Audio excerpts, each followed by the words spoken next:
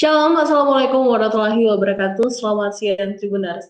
Senang sekali saya Feby Telan bisa hadir kembali menyapa Tribuners siang hari ini, Sabtu 1 Februari 2025, dalam program Live Report Toraja.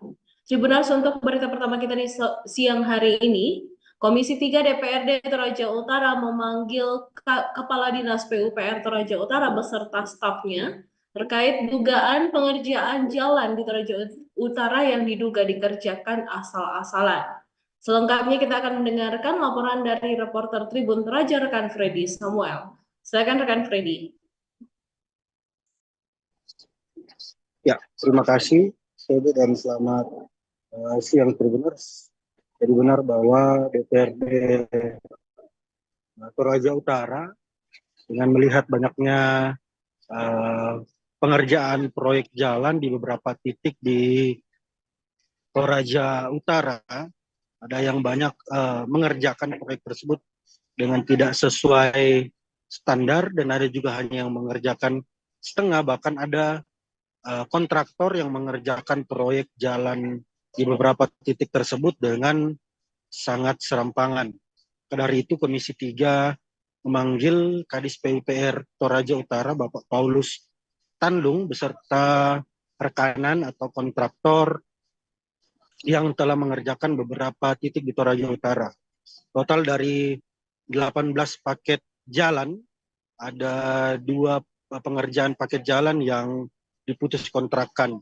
Hal ini karena kontraktor tersebut tidak mengerjakan pengerjaan jalan dengan tidak sesuai standar dan ada juga yang sama sekali tidak mengerjakan.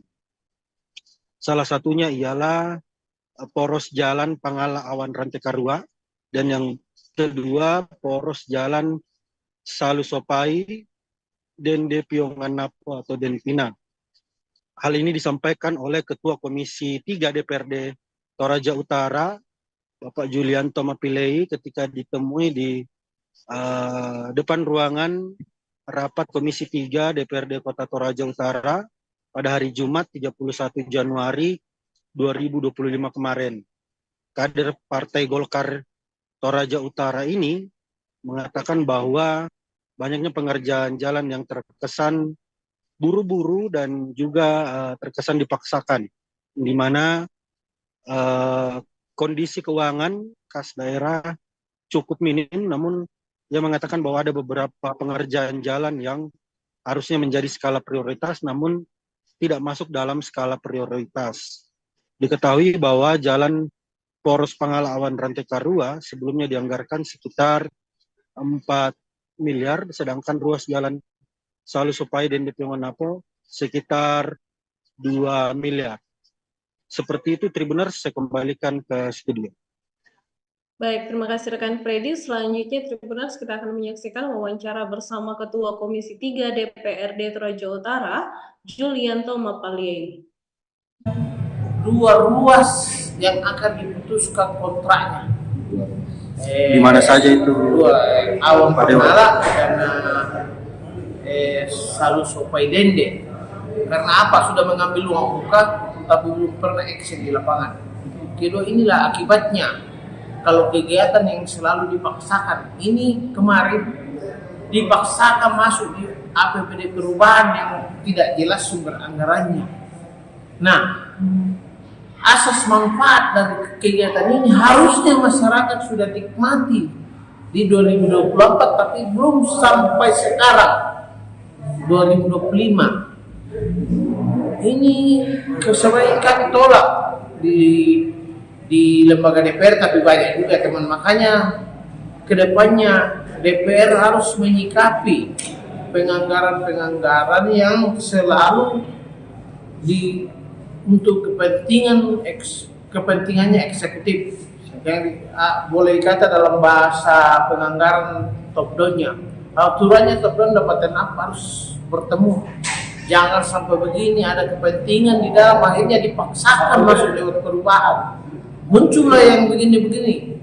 Kegiatannya tidak jelas di lapangan sampai sekarang, kontraknya di 2023-2024, tapi sampai sekarang belum action. Maka Nah, kalau kita putuskan kontrak sebanyak ada keuntungan buat Pemda. Karena apa? Utang akan berkurang. Nah, utang akan berkurang. Nah, kualitas pekerjaannya juga sudah tidak terjamin karena konsultan pengawasnya sudah tidak ada lagi di lapangan karena sesuai dengan kontrak mereka berlaku pada tahun penandatanganan kontrak sampai akhir jadwal kontraknya. Yang sudah muka Pak atau bagaimana? Sebagian besar sudah mengambil uang muka. Nah, bagaimana dengan uang muka yang mereka ambil, Pak? Nah, itulah nantinya bagaimana pemerintah menyikapi. Contoh, ada yang sudah mengambil uang muka 30% tapi bobot. Progresnya di lapangan baru 4%. Oke. Ya, itu.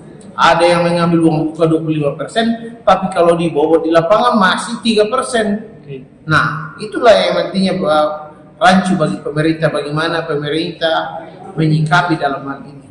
Apakah ini akan dibawa dalam RTP Pak atau seperti apa Pak? Iya, kalau memang ini kita akan, ya ini kan jangan sampai ada yang saling dirugikan. Rekanan juga,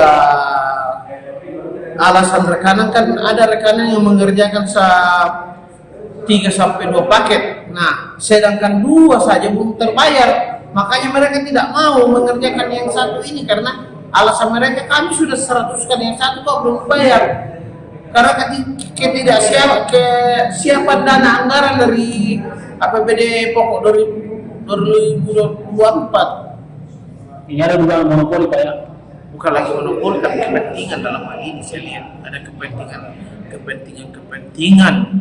Ya, kemungkinan kenapa kalau pemerintah cerdas, kalau memang tidak ada anggarannya jangan dikontrakkan. Iya. Nah, kita kemarin adanya ini akibat dampak dari adanya DAU mandatori. Nah, sebenarnya kita kemarin diberi ruang di PKD provinsi untuk parsial menghilangkan mata anggaran.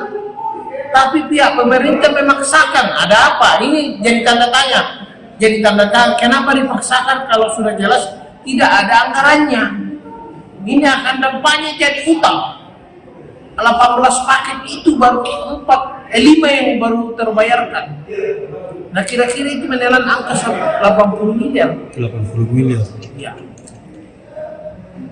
Nah, ini utang. Ini akan jadi utang kalau kita bayar. Sekira. Oke. Demikian Tribuners untuk berita pertama kita di siang hari ini. Tetap bersama kami dalam program Live Report Toraja.